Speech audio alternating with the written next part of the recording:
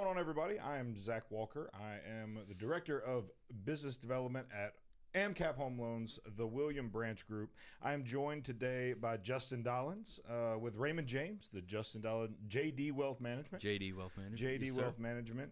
He's also an avid cow farmer and a good friend of mine. And as we begin this new year, we have some new things in store for you as a company that William and I have really been working hard on. And part of it is this beautiful new studio you see us in. And so there's going to be a tremendous amount of content coming out of here, both in live streamed form and in other forms where we seek to create educational content that you will find relevant and important to your life, that will help you along financial lines, along family lines, just whatever it is. We just want to create an opportunity to share with you guys the information that we have available to us. We want to have subject matter experts in to talk personal finance, to talk whatever subjects it is that you, our client, our customer, our listener, our friends, our family find interesting, and we want to talk to you about those. So today we want to kick things off with Justin and just. It is a new year. Merry New Year. Merry New Happy Year. Christmas and Merry New Year to you. And first of all, how was the holiday? And it was great. I really can't complain. Got to see both sides of the family. Maybe not as much as I would have liked. Sure. But it was always great. feels like it flies by.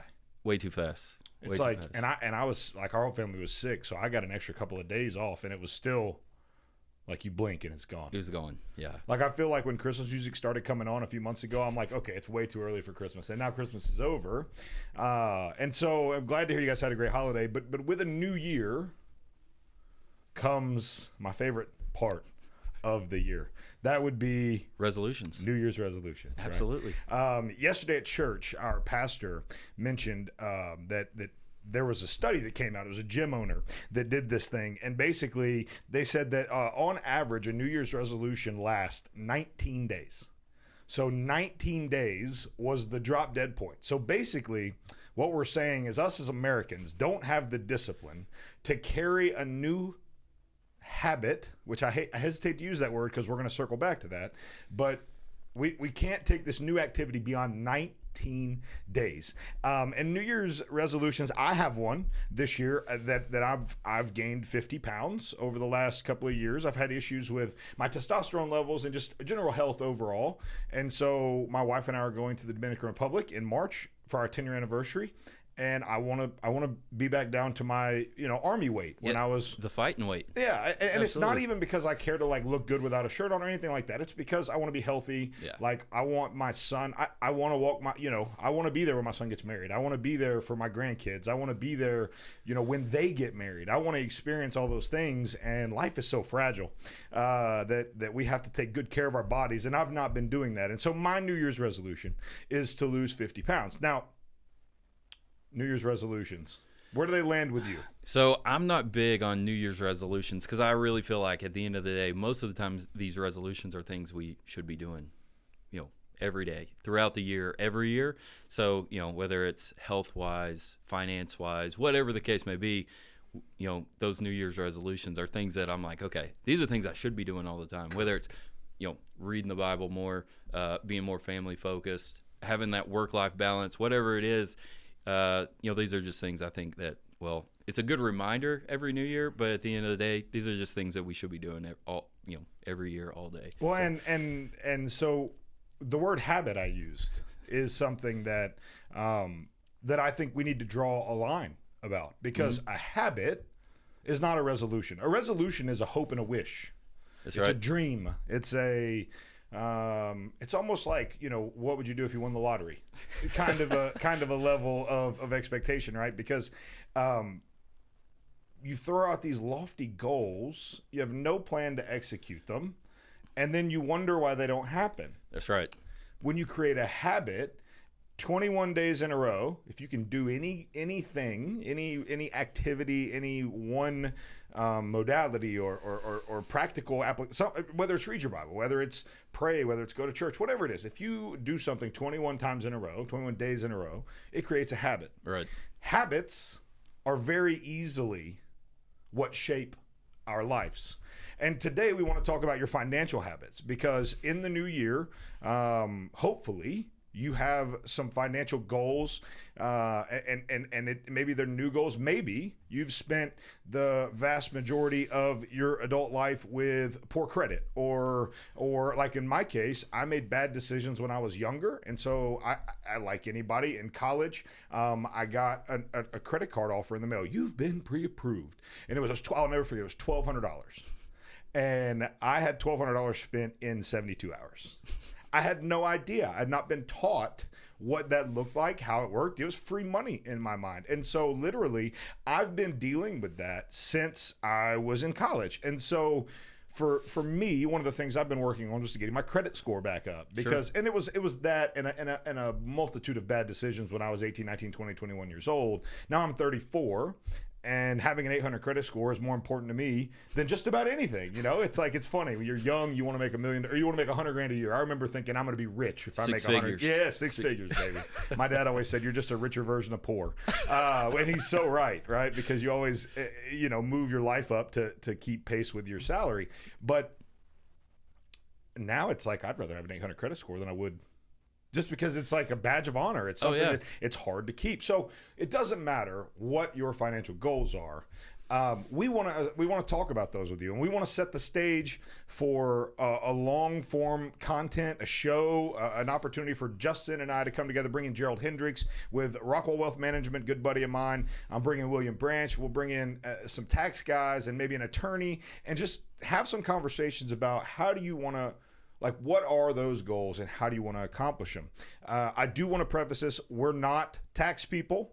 We're not attorneys. We're not soliciting investments. We're not soliciting business. We're merely talking about our experiences. Exactly. Because compliance and other reasons, I just want to make sure that's very clear. We are not soliciting anything from you. I'm a mortgage guy. And we'd love to help you with your and look, that can fit your financial goals, right? Like, we can absolutely help you accomplish those, maybe through a refinance or through whatever. But that's not the point of this. The point of this is to talk through real life situations and advice. I've made bad decisions. We all have. My credit score was in the dumps. Now I have my credit score, I think, is like a 721, which is not where I want it to be, but it's a lot better than it. Once upon a time, it started with a 4. Well, where do you want it to be? That 800? Yeah. So writing down your goals makes you 300% more likely that you're going to achieve those. So step 1, write down what those goals are. Whether it's a New Year's resolution for finance, health, whatever it is, write it down, put it somewhere where you can see it every day. Have that daily reminder. And, I mean, it's just proven. Once you've written it down, once you've talked about it, once you've solidified that goal, it's more likely that you're going to end up achieving it. So that's step 1. Write down 800 credit score. Absolutely. That. And we have I've always had a vision board, a dream board, right? Mm-hmm. And that's something that I really think is important and impactful for people to be able to visualize and see your goals and dreams. And look, I'm a Christian. I'm not into hold this manifested and it'll happen, because that's not the way the world works. Like, it's just not the way it works. But your mindset can become your reality. It's not through just some manifestation of the universe's power. It's through God's grace, 1, but 2, your hard work and what you believe. Like, you preach to yourself certain truths every single day, whatever those truths are. And you preach a mindset and a mentality. When I was in the military, I didn't believe I was capable of some of the things that my body proved itself to be capable of. But I had a mindset that they were going to have to kill me before I quit. And that allowed me to experience success physically in ways that I never thought I would experience them, simply because I had the will to not quit. And the same thing applies whether it's in your finances, whether it's in family. Maybe your goals are family oriented. You want to have another kid. You want to adopt. That's one of my wife and I's things. Like, we want to adopt right now. That's we're going to start by fostering, and we're going to move into adoption. We've been talking about it for 3 years. Where's the follow through? Right. And so I think that's really the goal of this. And when we sat down to do this, we didn't really know where we were going. We didn't really know what form this would take. But my hope is we can get a lot of you involved and even interview you. Have some of you come in and maybe talk to us. Maybe you are a subject matter expert on fill in the blank. Maybe you are a tax guy or an attorney, and you say, hey, I can offer some advice. But I think I want to approach this from the context of like, hey, what do you want to do? How are you going to accomplish it?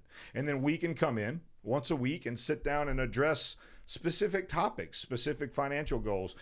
That's what you do. You're a money guy. He's the money man.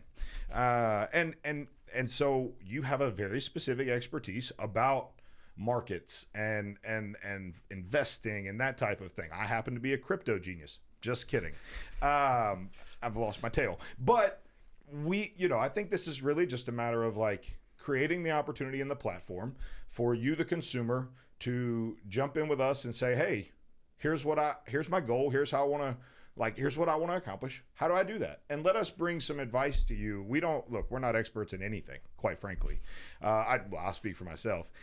But what I am is I'm willing to figure out anything, and I'm willing to find the answers to anything. And quite frankly, I'm willing to sit in front of this camera and tell you what I find. And so today in our first installment, let's just talk basic money management. Okay. Let's just talk basic money management. What are your top suggestions for a family that says, I have no budget. I don't have a monthly budget. For a while, it was me and my wife. Like, I didn't know what was coming in and what was going out. I just knew at the end of the month there was more money in the account than there was when I started. Right. You know what I'm saying? Like, I wasn't spending more than I had. Right. But I didn't really know where it was going and how it was getting there and whatever else. Turns out I had 73 different subscriptions to 68 different things, and this, and HelloFresh was sending me this and then that. And then before you know it, there's $250 wrapped up. So give us some pointers on, let's talk about basic budgeting, basic financial literacy, money management at the family unit level. Sure, absolutely. So at the end of the day, we all have a budget, whether it's written out or, like you say, at the end of the month, you're just looking and saying, okay, we've got $1,000 left over at the end of the month. You have a budget, but realistically, you may not know where that's going unless it's written down. Again, it comes down to just kind of writing down, identifying, those goals, right? Number one, everyone needs a budget. That's going to help with credit score, retirement planning, education savings, all of those things. And then from there, it's really saying, okay, well, prioritization, right? Knowing that, okay, we have this HelloFresh subscription, which we're not eating, half of it's getting thrown out, or whatever the case may be. Or you have a Wall Street Journal subscription. Guilty. It's sitting on the front porch every day when you get home. The news is old by the time you get home and you're reading it. So, it's looking, saying, okay, where's every dollar? It's kind of, there's a place for everything and everything has a place. Making sure your money's working for you and the things that you're spending your money on are valuable. So budget is number one. From there, everybody needs retirement. Everybody needs a retirement plan.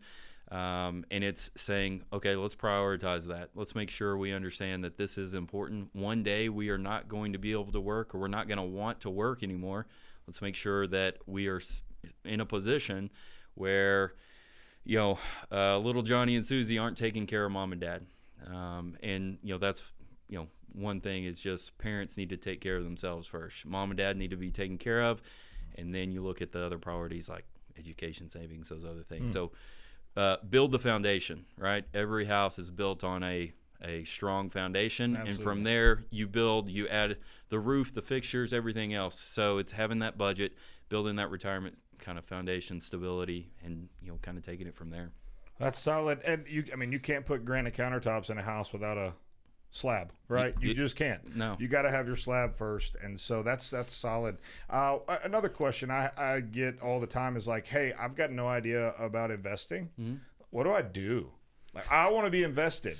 It's like, okay, go open an E-Trade account and just try to figure it out on my own. Well, look, everybody's got a Robinhood they play around with. Right. We all do. Nothing wrong with that. I put money in there that I'm not afraid to go to zero. Right. Like what the money I put in there, if I woke up tomorrow morning and it was all gone, I wouldn't lose a minute of sleep. Yeah, you'd be fine. That's right. And so that's what I play with. But I'm not a professional. So and again, not specifics, not soliciting, not any of that. Just like, hey, I'm Joe Blow. I don't know anything about money. I don't have a budget. we sit down to our budget and we've got a few $1,000s. Let's be realistic. You have $500 a month at the end of your budget that you see $500 a month, or you just refinance your loan with AMCAP and we're able to change your payment, bring it down. We just free up $350,000 a month because your payment went down, your rate went down, everything got better.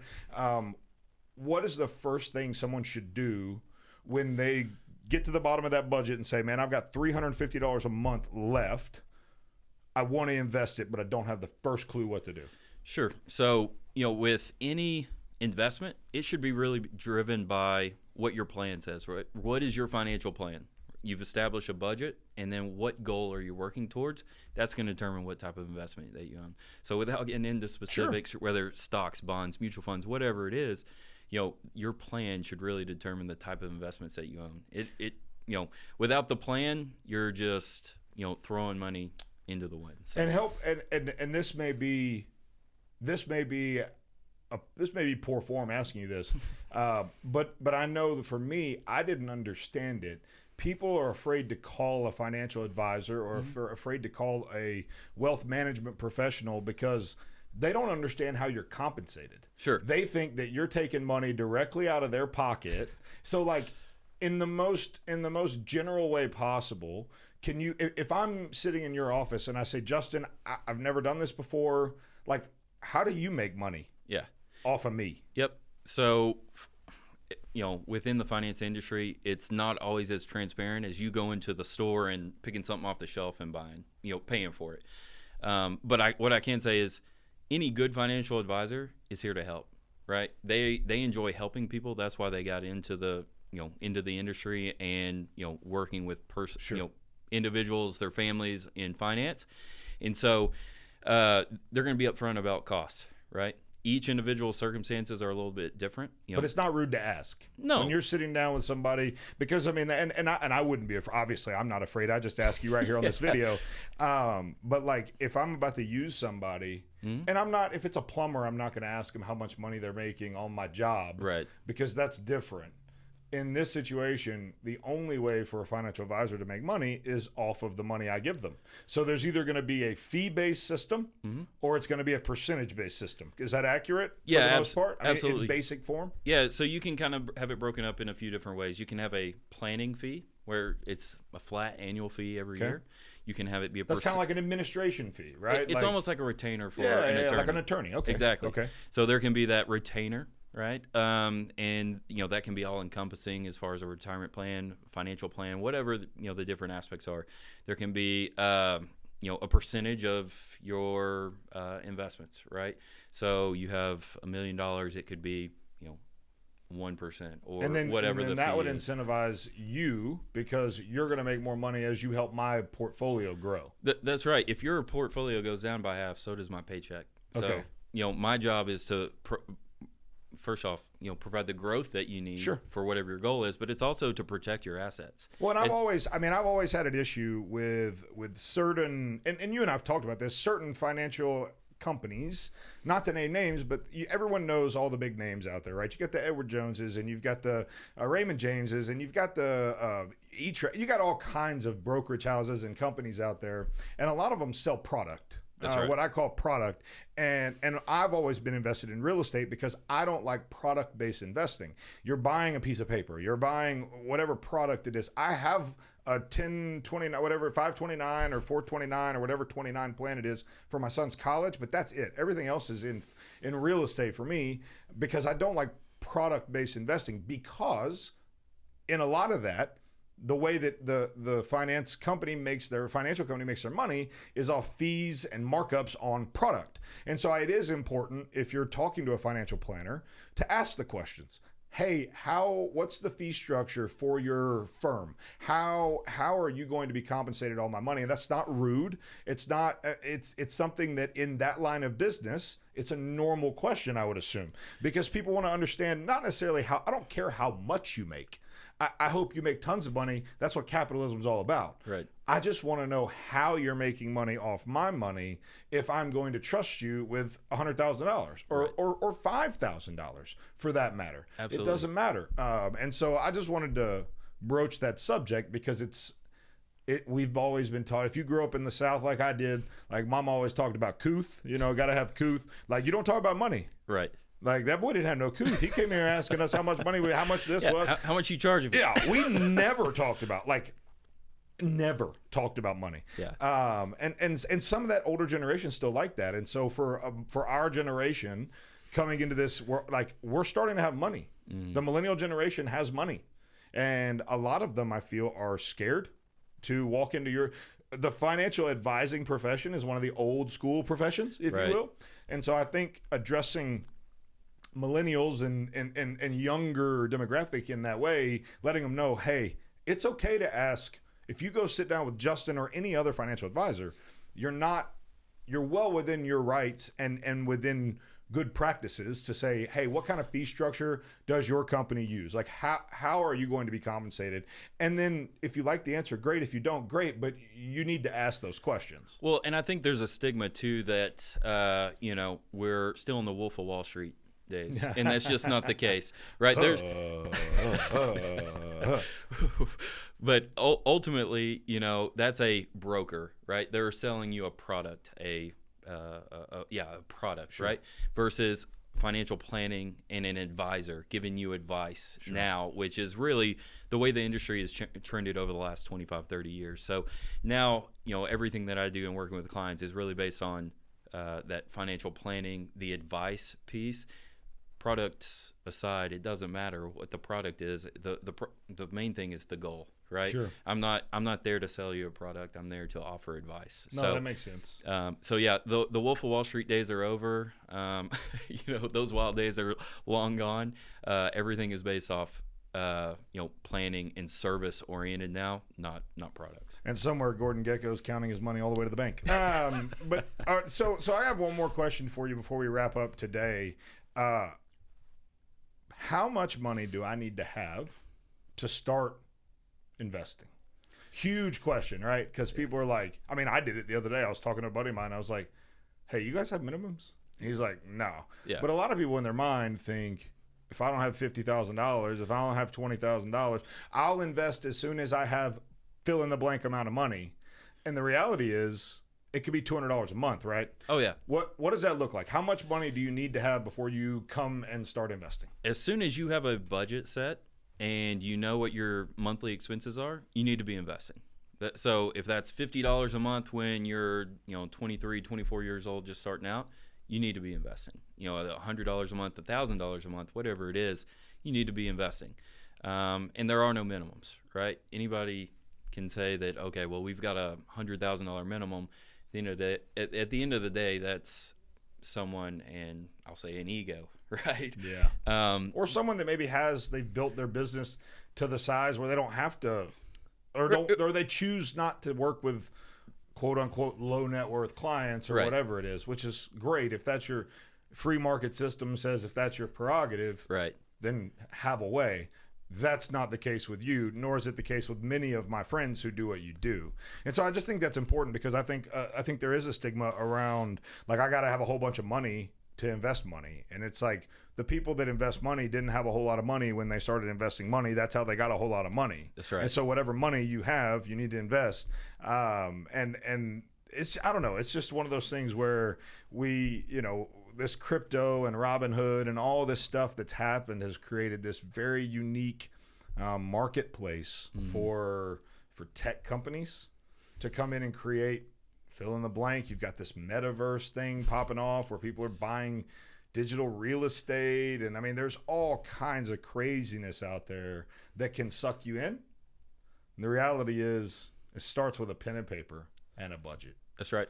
You got to figure out how much is coming in, how much is going out, and how much is left at the end of the month. Because without those numbers, you can't ever get to where you want to go. Well, let's say you end up investing $1,000 over a few months, and next thing you know, you've overshot your budget. You come up short, and you're thinking, okay, well, where am I going to make up the difference? And you have to go tap into your investments. Well, that's Taxable event. That's a complete opposite of what you want to happen. So it's having that budget, having that foundation, having the plan in place, and then strategically going after your goals, and investing from there. Well, and understanding the big picture, and I think a big part of what you're talking about is the planning and the advising portion, right? It's the let's sit down and have an overall. Let me ask you a question: if somebody doesn't have a budget, can they call you and you'll help them with that? Absolutely. There it is. So it's pretty straightforward. But again, budgeting 101, how much is coming in? How much is going out? And then I would take it one step further and say, what percentage of what's going out is discretionary or optional? I'm an entrepreneur, have been forever. This is the first W-2 job I've had since I worked at Chick-fil-A in high school. I've been self-employed as long as I can remember. And so I always look at things in fixed costs versus your non-fixed costs and so what your mortgage is a fixed cost. Your electric bill is a fixed cost. Your credit card bill, not a fixed cost. Could vary. It could if you quit spending, and that's something I've done before. And I've gone in. I've had $30,000 in credit card debt.